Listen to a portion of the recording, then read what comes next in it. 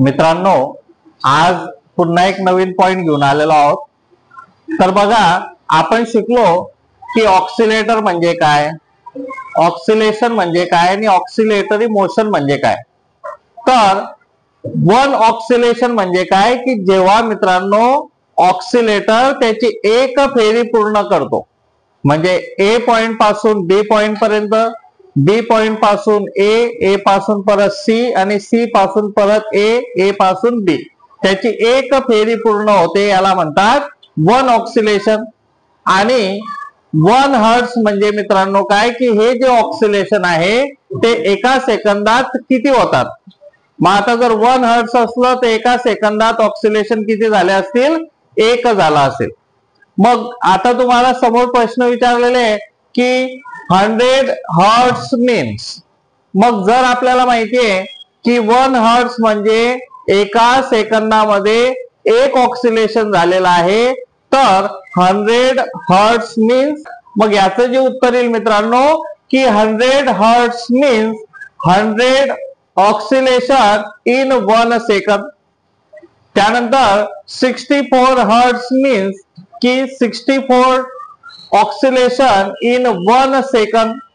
28 hertz means म्हणजे काय मित्रांनो, 28 ऑक्सिलेशन इन 1 सेकंड. तर मित्रांनो, जेव्हा तुम्हाला हर्ट्ज विचारलं जाते, मग ते 2 असो, 4 असो, 6 असो, 8 असो, 50 असो का 70 असो, ती जी संख्या आहे तेवढे ऑक्सिलेशन जेव्हा एका सेकंदात होतात तेव्हा त्याला मित्रांनो आपण हर्ट्ज मध्ये कॅल्क्युलेट करतो. जसं की 70 hertz means 70 oscillation in 1 second. तर मित्रांनो, आता आपण शिकलो 100 hertz means 100 oscillation in 1 second. आता मी अशाच पद्धतीचे काही तुम्हाला प्रश्न विचारतो आणि तुम्ही मला त्याची उत्तरं द्यायची. तर 78 हर्ट्ज मीन्स